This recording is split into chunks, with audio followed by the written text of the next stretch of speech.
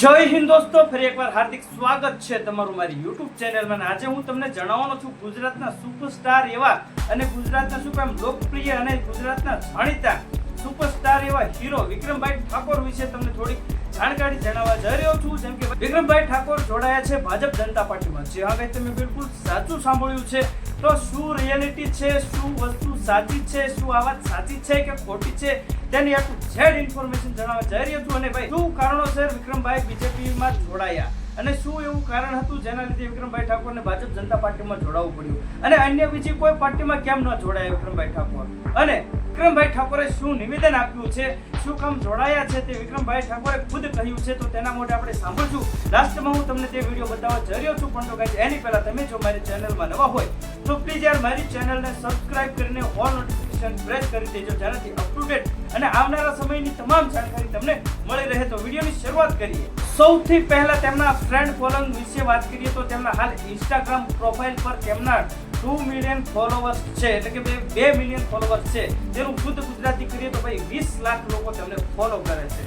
જ્યાં કાંઈ તમે બિલકુલ સાચું સાંભળ્યું છે. અને આમાં તે લાંબા સમયથી એટલે કે શું કામ જૂના હીરો માનવામાં આવે તો ભાઈ વિક્રમભાઈ ઠાકોર છે અને ગુજરાતના સુપરસ્ટાર એવા જેના સૌથી વધારે ફિલ્મો બનેલા છે ગુજરાતી ઇન્ડસ્ટ્રીમાં અને બધા મોસ્ટ ઓફલી ગુજરાતી મૂવીમાં તેમના ખુદના જ નામ રાખેલું હોય છે. એટલે કે ભાઈ વિક્રમ ઠાકોર તરીકે જ હીરાનું નામ રાખેલું હોય છે, એટલે કે તેમનું ખુદનું નામ જ હોય છે.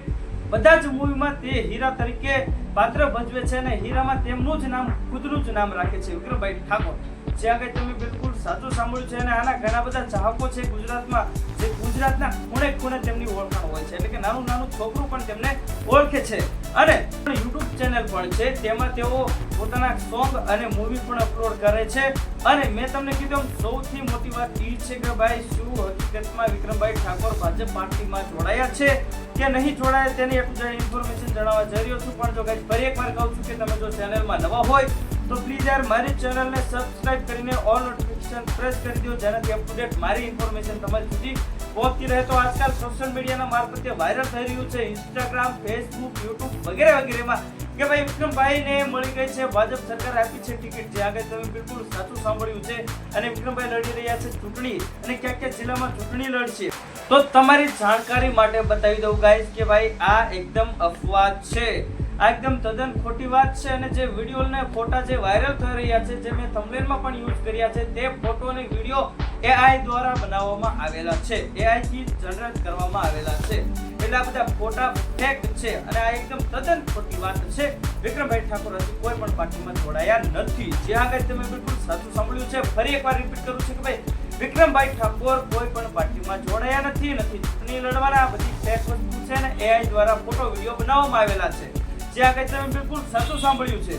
અને મારું એક જ કામ છે, જે ગુજરાતમાં ચાલતું હોય, જે સોશિયલ મીડિયાના માધ્યમથી અતિશય વાયરલ હોય કે ટ્રેન્ડિંગમાં હોય, તો તેની ભરપૂર માહિતી મેળવીને એટલે કે સમગ્ર માહિતી કલેક્શન કરીને બધી ઇન્ફોર્મેશન કલેક્શન કરીને એક વિડીયો બનાવું છું.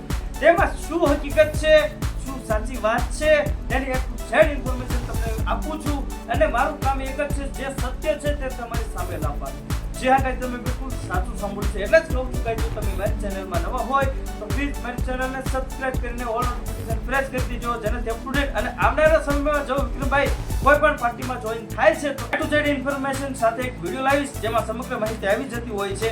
અને રિયલમાં શું વિક્રમભાઈ ઠાકોર પાર્ટી જોઈન કરે છે કે નહીં તેની ટુ ઝેડ ઇન્ફોર્મેશન તમને મારી ચેનલમાંથી મળી રહેશે.